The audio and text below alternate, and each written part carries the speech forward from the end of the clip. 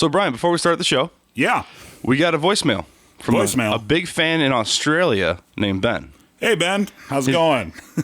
Pretty good. He's got a couple questions, and he wants to know some of our theories about what's going on. But instead of me sitting here explaining it to you like a jackass, I'll just play it for you. How's that? All right, do it up.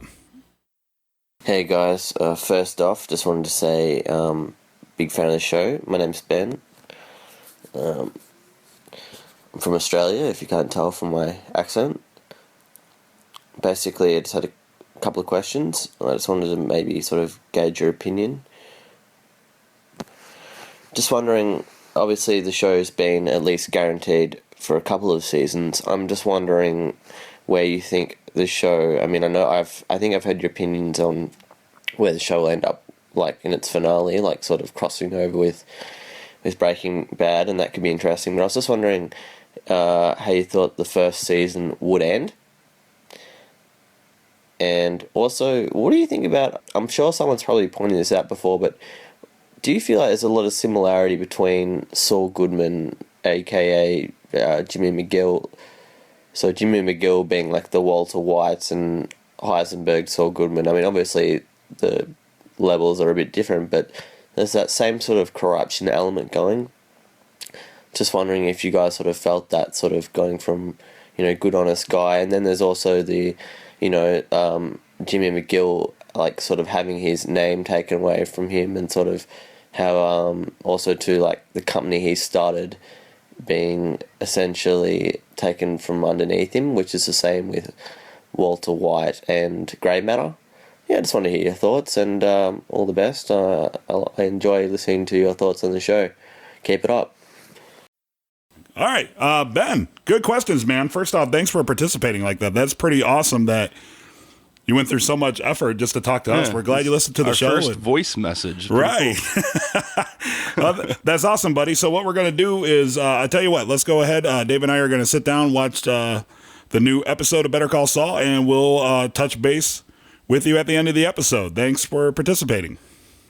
Like Mike, if I could be like Mike, I want to be like Mike. Like Mike, if I could be like Mike, be like Mike. Take 5. All right, ladies and gentlemen, this is It's All Good, man. The Better Call Saul podcast. I'm Brian, and with me, as always, is my co-host Dave. Dave, how are you doing today? I'm feeling a little out of place like a train station tampon today. Very nice. Before we get started, It's All Good, man, is brought to you by Toe Jam and Earl, back in the groove. For those of you old school video game enthusiasts like Dave and myself, Greg Johnson, the co-creator of Toe Jam and Earl, you might remember that from back on the Sega Genesis, and they had an Xbox game, actually has a Kickstarter going right now where he's trying to raise money from the fans to create a brand new true sequel to the first Toe Jam and Earl game. If you go to our websites, nothingimportantpodcast.com or itsallgoodman.com, you'll see the link on the side. It's a picture of Toe Jam and Earl. You can check out the Kickstarter, see what the rewards are, and participate. We need to raise a decent amount of money in the next 20 days so we can get a true sequel to Toe Jam and Earl 1. So please, if you like old school video games at all, please hit up the website, check out the Kickstarter, and donate. Greg called us yesterday when we were recording Nothing Important and gave us all sorts of insight and info. Just a really cool dude. Gave us a really cool interview, and you can actually hear that at nothingimportantpodcast.com. Yeah, if you like what this show is really about, if you really get what we're trying to do, you will get this game, and it's definitely a culture you should be a part of. Yeah, absolutely. So nothingimportantpodcast.com. Check out the interview with Greg Johnson, and check out the Kickstarter through the link. All right, Dave. So this episode was all about Mike. All about Mike. The man, the myth, the legend, Mike Ehrmantraut. Yeah, a lot of people's favorite character on the old Breaking Bad.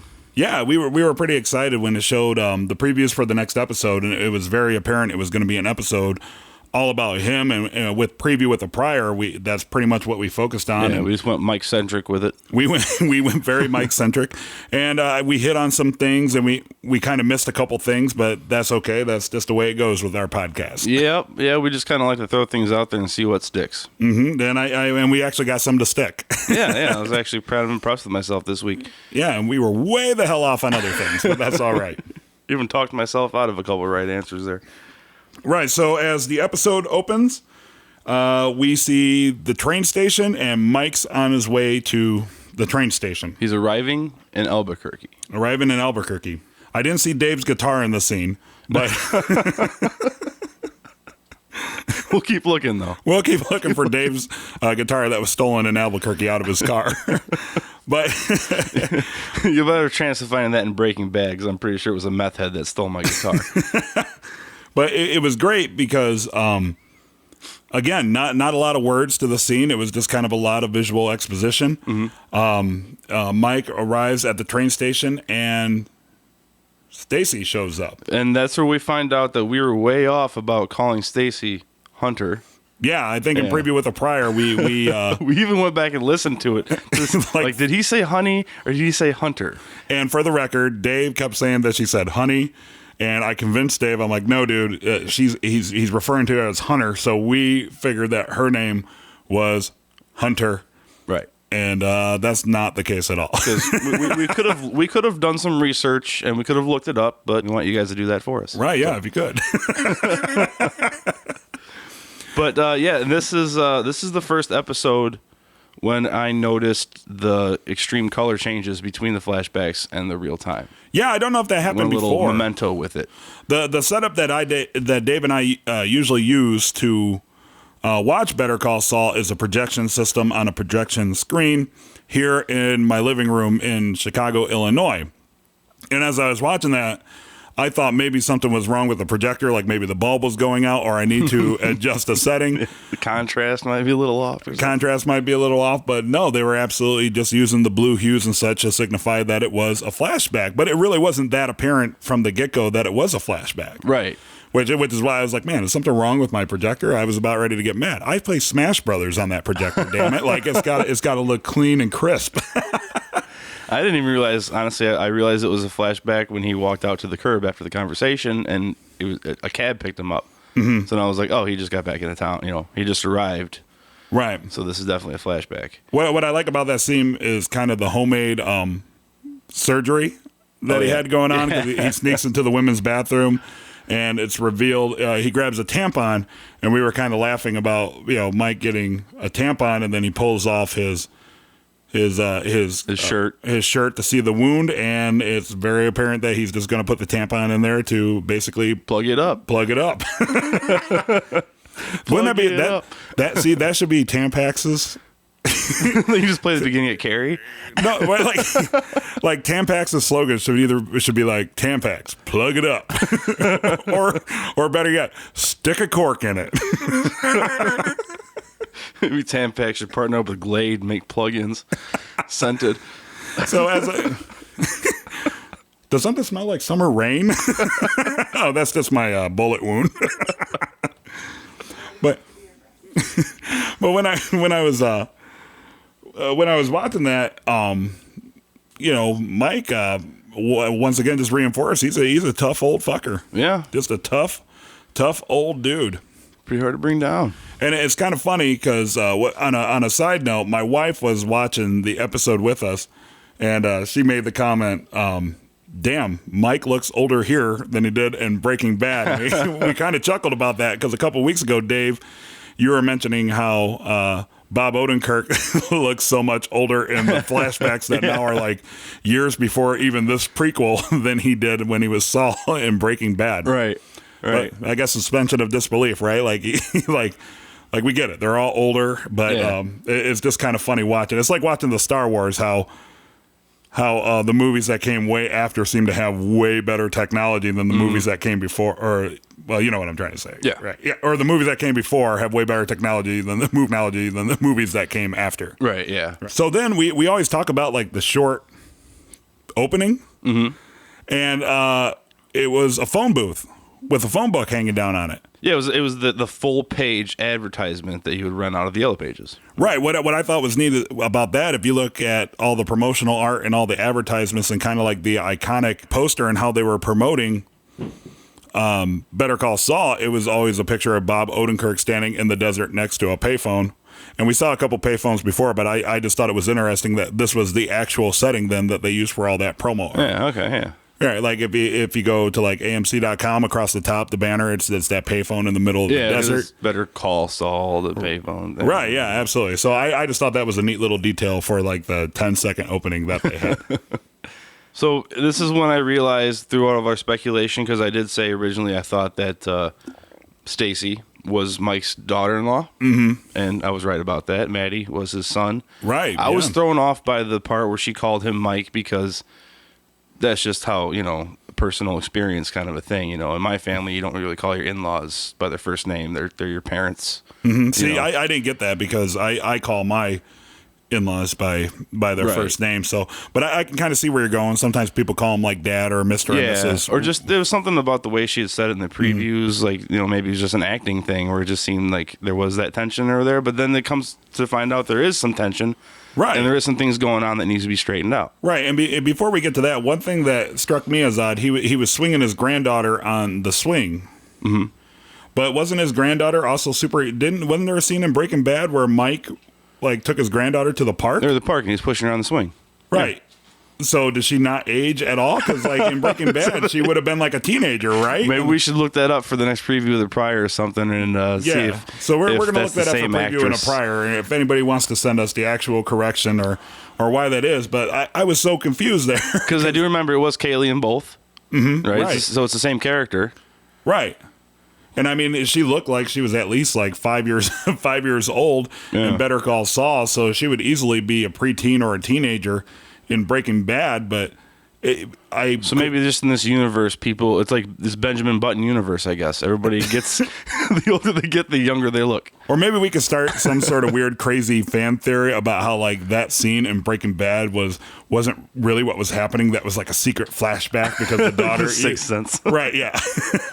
Kaylee's been dead the whole time. Right, but that really threw me for a loop. I was trying to figure out what was going there, and I was like, okay, well, maybe he has multiple granddaughters and one's going to end up missing or something throughout the course of the series, but that was really, really odd to me. I have no idea what that was all about. Yeah, I just decided to roll with that one and just kind of be like, oh, that's the granddaughter. Okay. Right. Cool. So then he has a talk with Stacy, and she's trying to hash out what exactly happened during Maddie's final days. But Mike is very, very cryptic about it. Like he's very kind of standoffish, right? Like he's still in the mode where I'm not going to tell her anything she knows. Right. I think it was that whole I'm not going to tell you this until you're ready for it. That's how you took it? That's how I took it. Because once I realized how close they actually were and what was going on, I was like, this is going to come out eventually. Mm-hmm. He's just not going to say it now. Right. Kind of a thing.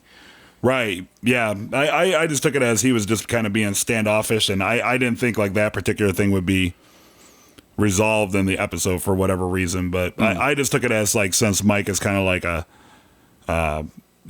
a solitary character, and he tends to play things close to the chest. Mm-hmm. That it was obvious he had some sort of involvement or some sort of knowledge. But I thought he was just going to stonewall the entire time and just keep with his story. I didn't talk to him. I don't know what the hell you're talking about. Yeah, I kind of felt that coming basically for the audience's benefit. Mike's going to tell the story, and then later on we'll get to when it played out, he did. Right, and during that conversation, that was the first time that we find out his son was a police officer as well, a rookie police officer, as Mike was pretty much towards the end of his career. Right. And he actually makes the comment there. He did make sure to mention that his son was a better cop than he was. Right. Yeah. He maintained that throughout the episode. His son is a better person, high integrity, and almost like Jimmy and Chuck kind of a thing going on, that respect, but different lifestyles and approaching the same job from a different viewpoint. Yeah, absolutely. Man, they really love duality. Yeah, so much duality. That's why I guess that's why every camera shot is like half the face is covered in shadow. Yeah. It's like everything's all duality. Real quick, what Dave's referencing is Dave's friend Tammy sent him an article. Like it was one of these like 21 things you'll never notice about Better Call Saul, or that you didn't notice about Better Call Saul. So it's like clickbait, right? Because like it's just totally an article to get people to view the advertisements on that page. Because the first fact was completely legitimate, and I was like, wow, I never would have thought of that. I don't even know the exact details of what it was, but literally every other quote unquote fact after that, it was, if you notice the lighting in this scene, it only lights half of Saul's face. And I was like, okay, well, that's kind of a stretch for a fact I didn't know, but I guess like like audiovisual people might be. Yeah, that's totally a cinematography thing that happens all the time. Hey, okay, that's cool. Let's see what the next fact is. And then it's like, but in this scene, the light only lights the left half of this character's face, and like all down the whole list got redundant after. Yeah, a while. it was like besides the first fact, everything was about how half of somebody's face is lit up, or certain camera angles. But there's such stretches. It's like because I mean, how many scenes have the faraway shot? Right. How many times do they zoom up from underneath? That's just stylistic choices. I get it, but right. Pretty much, it was stuff like in Breaking Bad, there was multiple landscape shots of sand. In Better Call Saul, they also have landscape shots of sand. So, Tammy, we totally appreciate that kind of thing. We really do. I'm just kind of giving more of a hard time to the website. It's not you. It's the it's writers. blatant clickbait, blatantly trying to get people to view their website. To go back to the conversation between Mike and Stacy, we learn a little bit about that conversation before we find out what it was really all about. She states, because remember, it was in preview with the prior from the previews from AMC, where she talks, he was usually a pretty jovial guy, let things slide, and then the days before his death, his attitude changed. Mm-hmm. He was different. He was standoffish, and she suspected that Mike was on the other end. He was in the middle of a phone call. Yeah, called him because and it turns out he was talking to Mike at 2:30 in the morning, and he acted like he didn't know what he was talking about, and she was pretty sure it was Mike that Maddie was speaking to, but he's still holding to it like I don't recall any calls about that. Basically, just lawyer. Yeah, same attitude, lawyer. I'm not gonna say nothing. Yeah, he's my son, and he was a good cop, and that's all I know about it. Mm-hmm. And then she felt that he was shutting her out, and she was right. Her instincts were correct on that. Right, but it was very apparent from the look on her face after the conversation that she wasn't buying it. Right? Yeah, she wasn't buying it. She wasn't impressed. She wasn't buying it, but she couldn't quite put the pieces together. Right, right. Like she was holding back, but you could tell. So great acting on the actress who played Stacy's part. Yeah, that scene definitely came across the way it should have. And I think most scenes do in this show, it's a pretty well acted show. Then it wipes to the drug peddling doctor, right? Right, yeah, the vet, yeah. Did we get a name for that vet? I don't think so. See, we actually watch the show with the closed captions on because a lot of times it'll give the name of the character. Yeah, before you meet the character. Yeah, before we meet the character or before another character calls them by name. Mm-hmm. But I didn't get a name of the vet. It just kind of rolled with the conversation. Yeah, I don't think it did, unless I was writing notes at the time or something. And I thought it was interesting, because the vet was doing Mike's surgery. He was removing the bullet. Mm-hmm. He had offered him... Sewed him up. Offered him... Painkillers.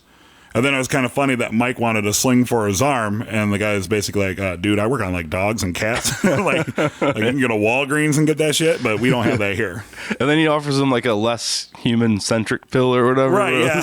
Word was. like these are human painkillers, but at a discount price. I can give you animal painkillers. Yeah, horse tranquilizers. Like, that's why they call me Red, man. Right. So Mike, he, what the whole vet scene made me wonder then is... We now know that Mike left Philadelphia shortly after the murder of his son. Right. But we don't know how long exactly he had been in Albuquerque. Yeah, that's still kind of... Because it's still pretty ambiguous because... Well, not now. They did explain it. 3 months. He was in 3 months. Remember they said they had no leads on Maddie's death. 3 months ago, those two cops came up dead. Mike left the day they died. So Mike's been there for 3 months. Okay, so then I'd like to see what happened in that 3 months to where he made the connections with a dirty vet that would like some old guy comes in with a bullet wound. It was the cabbie. Do you even watch the show? Apparently not. He gets in the cabbie and he starts asking the cabbie a bunch of questions, and then he says to the cabbie, "How well do you know this town?" You know, and he says, "I know the town really well." And he's like, "How well do you know this town?" Like, I'm looking for the underground stuff, and then it cuts to the doctor. So the cabbie knew. My wife is shaking her head at me. I have no idea how I missed that. Was I getting food or something at that time? I have no idea how I missed that. You might have been getting food or something, because you caught that too, right? I totally caught that. Yeah. Well, I suck. No, because that's when I said, did you see that he's bleeding? Oh, that's right. Then Chris made the comment. Oh, that's right. Are we using your name on the show? Okay. Yeah. So then Kristen made the comment that, did you know that he's bleeding? And then I guess I'm the only one who watched That's the show. right. I do remember because I had to explain to her. I do remember Kristen saying that because I looked up from writing my notes. So that's probably why I missed it, because I was writing you're right. notes about Yeah. the vet scene. So The downfall of handwriting notes while we're watching the show. we're not joking when we say we watch the show, take notes, and turn on the microphones right after, because apparently I missed a really pivotal part. And this is what happens when it's fresh in our brains. Right, but just once again to address like the 1-star review we got, there was milk, motherfucker. There was milk. All right, Dave. So then we star wipe. yeah. No, okay, actually, so, that's one of my favorite wipes so far. I don't know why. I laughed when it happened. yeah, you did. was You made a kinda- lot of comments about that. What amused you about that so much? I think it was the drastic color change, but I don't know, just something about it. Right, because we talked about I thought something was wrong with my projector, and then that's when you find out it is an actual flashback. And can I just say, I'm thinking throughout that whole scene, you couldn't have done this with a phone call. Did they have to physically be in a police station to have this conversation? You know They what? came all the way from Philadelphia just to ask him a few questions. Right, but I think what I got from that, especially with the way that the last episode ended, Dave, is that they're kind of involved in that too. Because remember, it's like killing Caesar; everybody's guilty. Okay. So I took that as kind of like a subtle threat. Like they're like it was showing. Like, this means something. Like, hey, I know how to find you. Right, You know what I okay, mean? yeah. Like we showed up and we came all the way across the country, and now we're in your face. We know how to find you, which would also explain Mike always being one step ahead of the game, why he propositions Saul with, okay, so what you're going to do after we talk to him, he's going to put that in his pocket, and you're going to spill the coffee on him. Right. And you know what? I didn't think he was going to. Yeah. I thought he was going to do it, but like I started questioning it because once again, it went to the whole thing where it seems like old Jimmy McGill is sticking to his guns, right? Because it's just Yeah. like when Mrs. Kettleman tried to bribe him. Yeah. And he's like, I'm not taking your bribe. He was insulted that Yeah. Mike tried to get him to do it. That must just be like a total defense mechanism of the character, like to create, like basically creating like an alibi. So if anybody ever accuses him of doing something like that, he'd be like, no, I told him no. Yeah. You know? And then, He always protests a little bit before he goes through with it. right. And the only thing that Mike says throughout the entire interrogation. Exchange.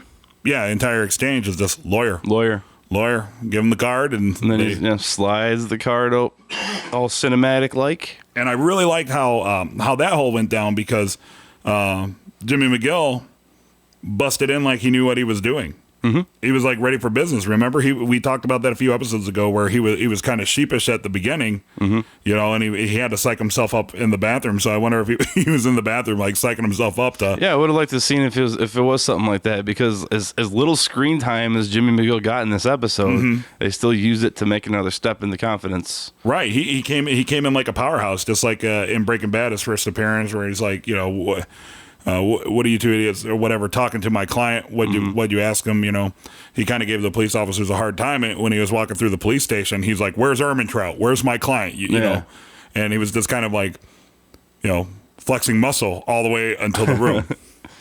So he does spill the coffee. Yeah, because I like how Mike basically. I love the exchange where Mike was like, "Dude, you owe me." Yeah, yeah, It's like, basically. yeah, but this is like way far above and beyond. Yeah, that's really not the same. Like this is like an exponentially higher crime than what, you know, like for poking you in the chest and you beating my ass and like you letting me off of that assault. This is like infinitely more trouble.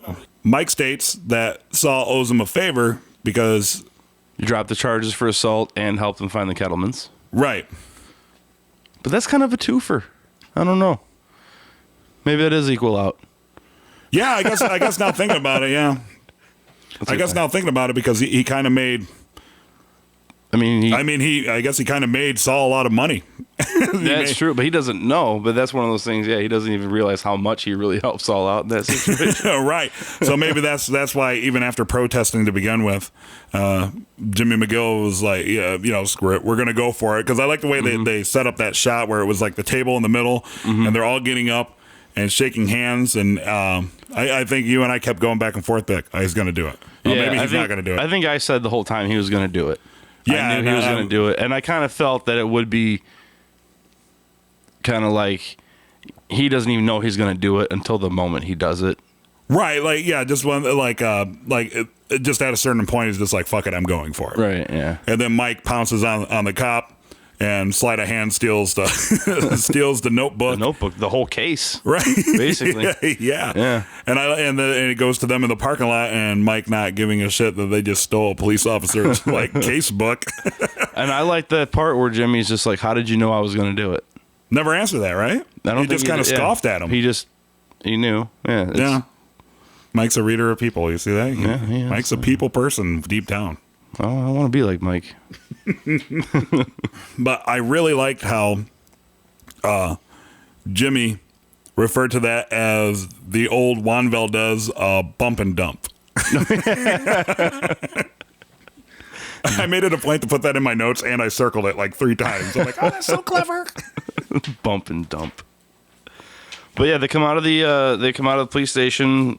The audience comes out of the police station knowing at least what the cops know about what happened with Maddie, that he had a partner, Troy Hoffman, and Fensky, and kind of leads to my thing about how everybody was involved in some shady things, and Maddie got the worst of it. Was my way of subtly saying he got straight up murdered.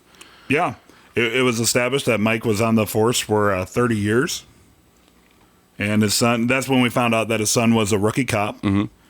And that his son was murdered in an ambush in like a crack house, and Mike believes that he was set up for it, and that the Maddie's 2 guys. I don't know if he was saying that like Maddie was like a sergeant or something in charge of these 2 guys, or I got that Hoffman was his partner, and then like they brought in like a side man, was like a friend or something, because the whole thing about how Fensky got the Hoffman first, so. Maybe they weren't partners, but they're in the same precinct, so they're friends. So they got involved in the shady deal because they're members of the same precinct. Yeah, so they're all coworkers. buddies, right? Yeah. Well, once again, the whole Caesar thing, like we're all guilty type deal. So then I think right off the bat, is that the scene where you thought that Mike is the one that off the Fensky and Hoffman? Yeah. You got that right away. Yeah, I called that right from the get-go. Yeah, I said I didn't think that was the case right away. Yeah, I totally thought that, Mike just killed him because obviously everything we know about Mike, he's not exactly the most straight up of dude. So in my head, it just kind of made sense that if they're all crooked and his son get killed, that Mike would be the one to kill them, and then that's why he went to Albuquerque, which is pretty much. And they've already established that he showed up in Albuquerque the day after they died with a bullet in his chest. Yeah. Probably should have put that together. Not exactly a thinly veiled set of circumstances. So then it goes to, once again, to a flashback where... what did I call him? Rizzoli and Isles? Rizzoli and Isles are sitting at the table at the bar. And then Mike appears in the parking lot and uses a shoestring to jimmy the door open. Mm-hmm. Pretty ingenious trick. I have learned a new trick. And it shows him taking something from the vehicle, but it never really showed quite what it was at that moment. Mm-hmm. It just showed him. It showed him something. Reaching into the vehicle, and then it showed him drinking booze at the bar. Mm-hmm. Which coincides because previous to that, it was hinted at quite a few times that Mike was an alcoholic. He said in the very beginning, I'm better. Right. I'm not like I was. Yeah. Yeah. And then he's drinking his life away because he's mourning the loss of his son and all that stuff. Mm-hmm. And so he's in the bar and he's tanking a few back, and he sees his son's partners. Their names were what, Dave? Hoffman and Fensky.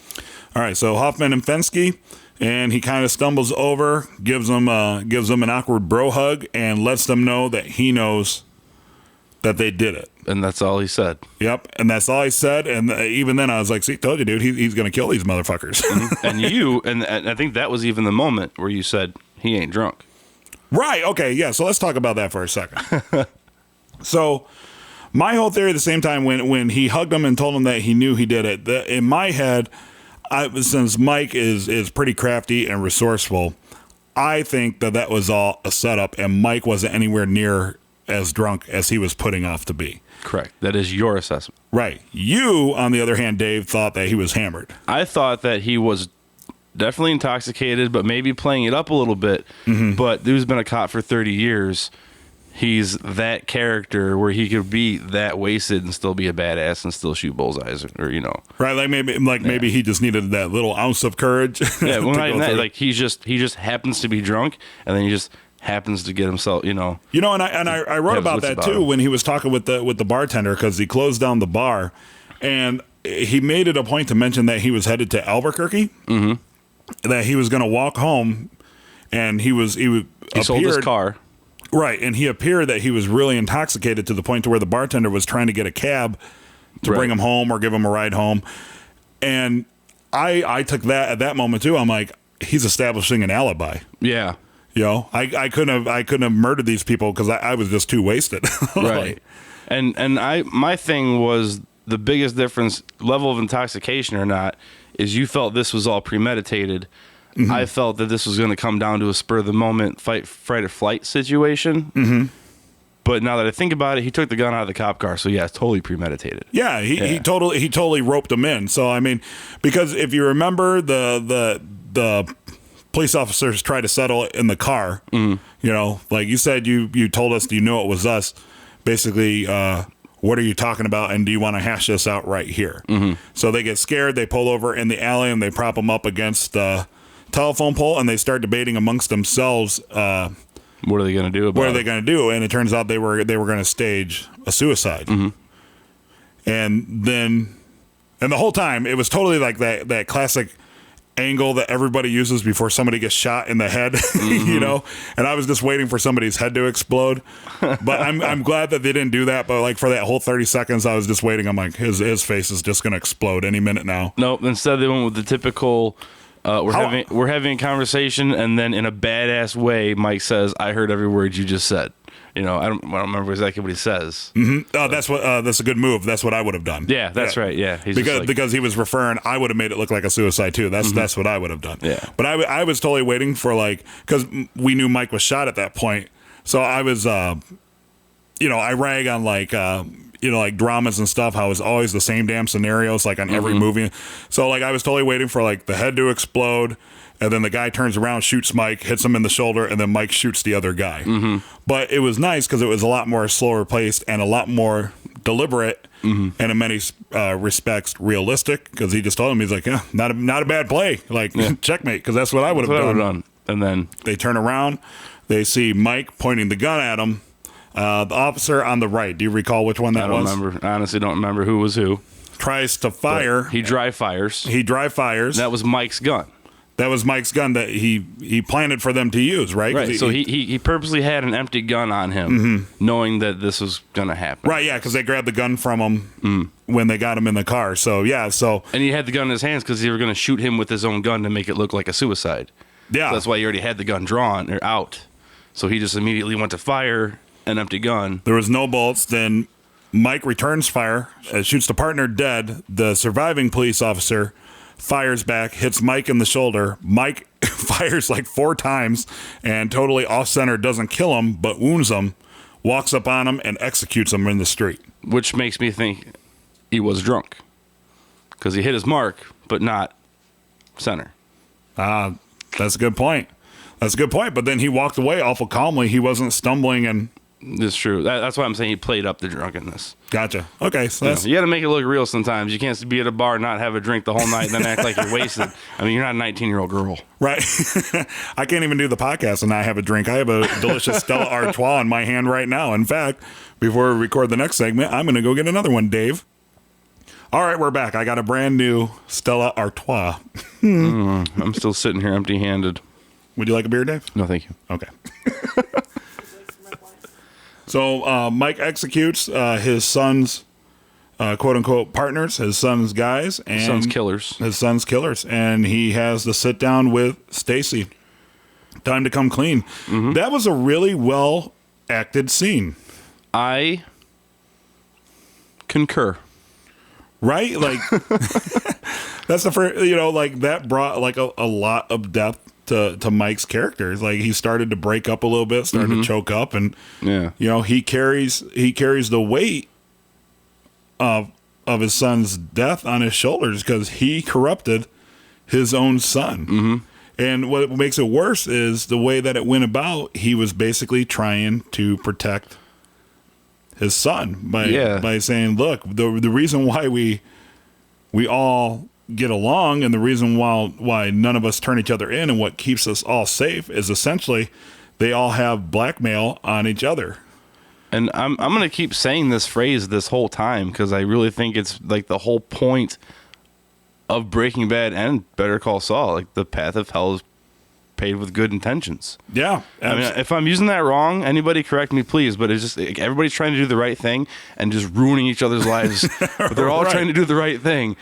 They're just ruining each other's lives over and over again. I loved the line where he said, you know what a police officer's His worst fear. His worst fear is going to prison, and that's absolutely correct. You don't want to go, and you don't want to go live with the people that you helped put away. Right, and if you threaten a cop with that, you're going to make him dangerous. Yeah, and so basically, to save your, and I like how he stated, Matt was a good enough and stand up guy that even though he knew it'd kill him, he was going to go to internal affairs anyway. Even though it was, even though what kept him safe was essentially mutually assured destruction, right? Right? Like if you go to internal affairs, well, see, there's. Well, I thought that what I got from is that he wasn't going to go. He listened to Mike, but he had such a bad conscience about it that he gave Hoffman the slightest inkling that he might. That's what I'm saying. He was going. He was struck. Like, he wasn't actually going to do it. He was going to take the money and go along with it. Mike convinced him to take the money. Right. That's what I'm saying. But like, he was thinking about doing it, was going to do it, as in, like, he was thinking about. Oh, you're saying before Mike talked him out of it. Right. Okay. And then Mike talked him out of it basically for your own safety. Like, hey, what keeps us safe is we all take a little money off the top, which also explains why Stacy at the beginning of this episode mentioned that he had an extra $6,000 on him because they live paycheck to paycheck. Yeah, absolutely. Sometimes when you gather evidence at a crime scene and it's drug money, not all of it makes it to the evidence locker. And I really like how it... Batman Begins reference. You want a taste? We all get nervous when you don't take a taste. Oh, yeah. I was thinking about that when he exactly. And I actually wrote down what he said there. He as he was blaming himself for his son's murder, he says, my son put me up on a pedestal, and then I had to show him that I was in the gutter with the rest, and I broke my boy. Like, heart-wrenching, right? Yeah. That's pretty well acted. Like, I don't typically like get into stuff that bad where I'm like on the edge of my seat, but I was like, I was pretty into that scene. That was a very heartfelt, deep scene. Yeah, I was really into this episode. Like, that's kind of this episode had last. I don't know, more dramatic, I guess. Yeah, more acting. It was more totally the opposite of last week's episode. Yeah, this was more powered by the performance of the actors and more about the growth people have experienced. Right, and then at the end of it, Stacy asked him, who killed Maddie's killers, and his response was, you know what happened. Can you live with that? And then it just pans out. End of episode. Fade to black. And now we do a podcast. Scenes from the next episode. Scenes from the next episode. So overall, Dave, what did you think about the episode overall? It didn't move Saul's story at all. But I think this is going to move the grander thing. I mean, obviously, because this is how Mike and Saul. I really like the fact that this is where they start their collaboration between Jimmy and Mike. Like, when Mike got him to spill the coffee, that was just another step in, like, the whole mutual whatever the relationship they've had. Mike's the muscle, you Right. know. First they kind of had to stop, and then they collaborated, and now we all have to listen. Yeah. All right, Dave, and on the Vanilla Ice reference, we're going to go to fan feedback. Or I guess listener feedback. Or Listener feedback. So Rantuck Jr., before the episode, sent us and said, my prediction, this situation with Mike's son is how he gets involved with Gus Fring. He needs someone who can eliminate whoever hurt his son. In return, he becomes the head of security for Fring, and this is also how Saul meets Fring and begins his transformation, which was a pretty good theory, but not true at all, Rantuck. Yeah, unfortunately, Mike took matters into his own hands. Yeah, he did. So, but not a bad theory at all. I could have totally seen that happening, because I think a lot of people, like, because we saw Tuco, and now I think everybody's, a lot of fans are like, all right, so when are we going to see the next, like, famous face? When are we going to see the next guy we know? How's it all going to come into play? Also, Count Chris Doe tells us that the Jello name for the episode was changed due to copyright infringement. And we kind of talked about Dominic. Remember, Dominic pointed out that everything ends in O, except for last episode was Alpine Shepherd Boy. And it turns out that it was Jello did not want their name being used on the episode. I guess a lot of people heard that on the Better Call Saul Insider podcast. On the old message board on itssaulgoodman.com, the official website of It's Saul Goodman, that he disagreed with the Chuck Jimmy conversation, the condescension, and all that stuff. So if you want to read the comments, just go to the website and read it. But thank you, Crazy M8, for the input. Absolutely. And one thing, if I can plug this week's Nothing Important podcast, we had Greg Johnson, the co-creator of Toe Jam and Earl. But next week on the Nothing Important podcast, we have a couple great guys who call themselves the Fail Scouts, who are actually location scouts for Breaking Bad and Better Call Saul. And so Seabone25 writes, so that old folks' home was the same one Gus got blown up in, correct?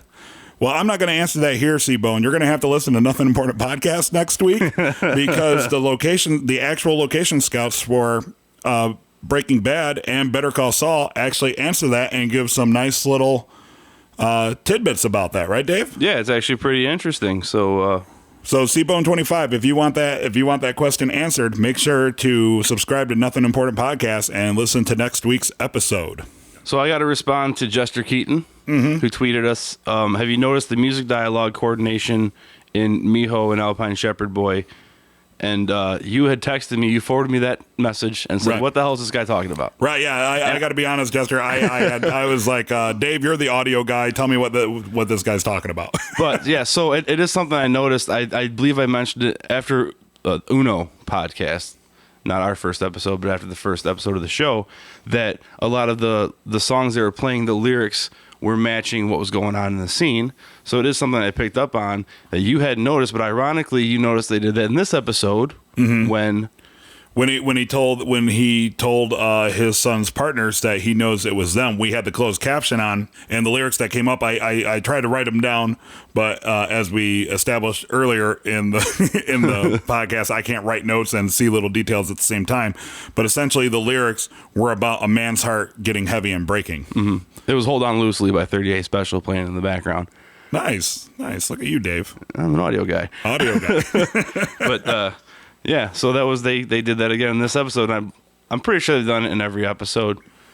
They opened the show with it, which I mean that's kind of obvious, but they've been doing it throughout. They find these cool little songs that match what's going on. So excellent call on that, Mr. Keaton. Thank you. That's awesome that you noticed that. And if anybody out there listening, you notice any other Easter eggs like that we missed, please send them our way. So I guess it's time to answer the questions sent to us all the way from Australia, our buddy Ben. So if you recall, the first question was, how do we think that, with the caveat that this has been picked up for more seasons. Which it has. Right. That's what I meant with the caveat. Yeah. How is the first season going to end? Because we've been saying that we think this whole show is going to end with the transition, right? Like he's not going to fully transformed to Saul until the end? Kind of like when Walter White finally became Heisenberg, or did he become Heisenberg way before the end?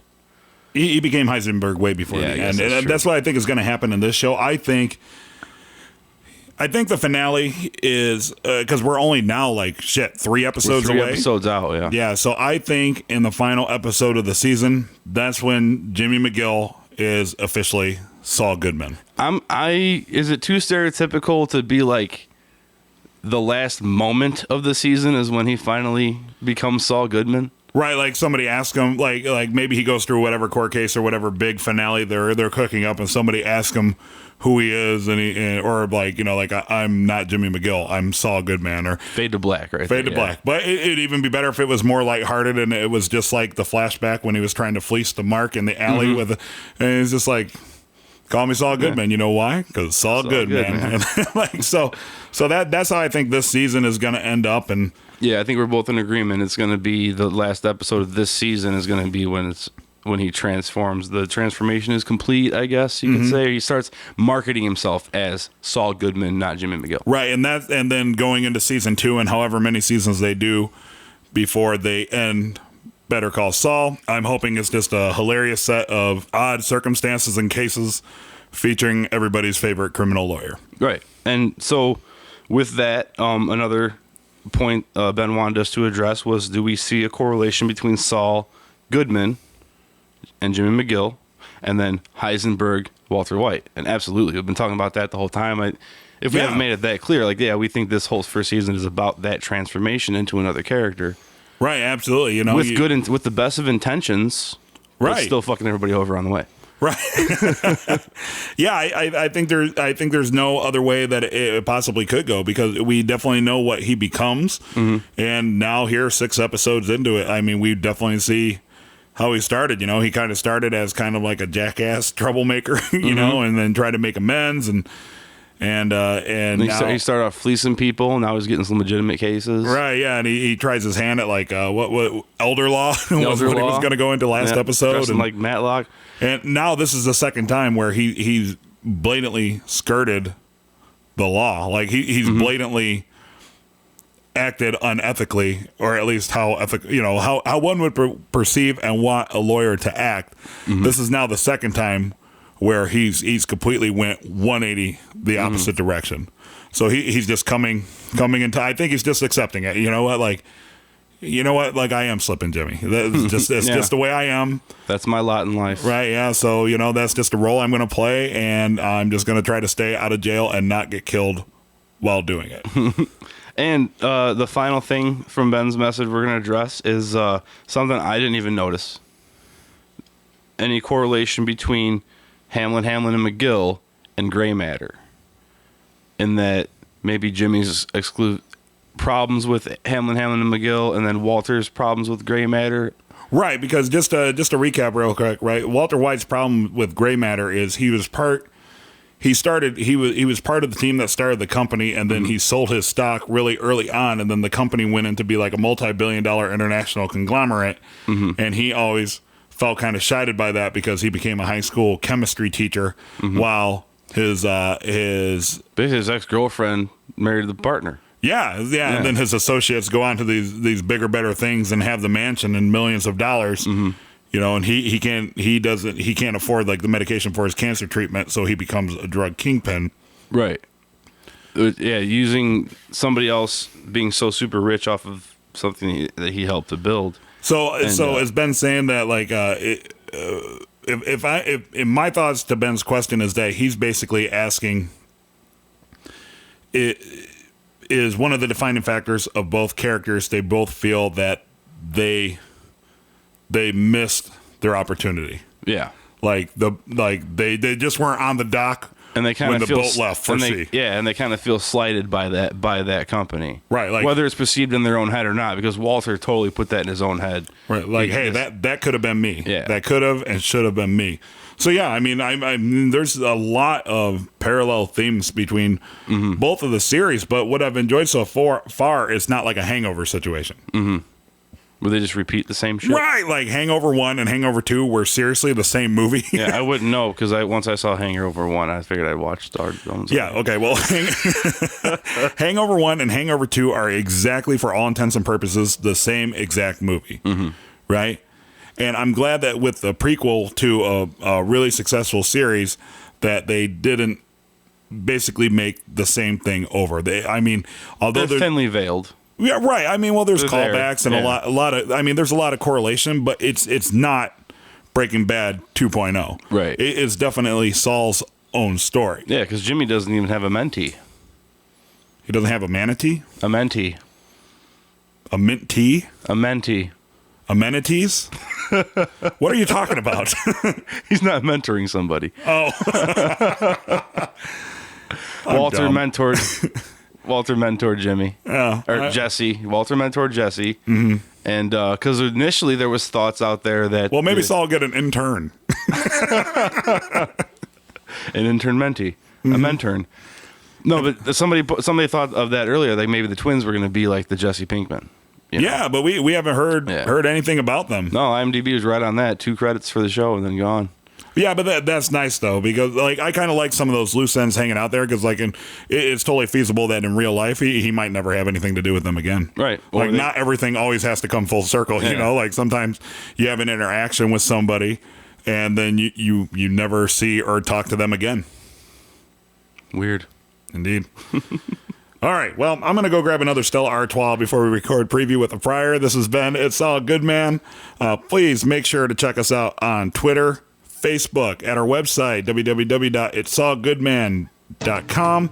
Make sure to check out our buddies at calltosaul.com. Dave? Call us geniuses. You're probably going to call us idiots after this one. But, whatever it's called. That's how I dream to be.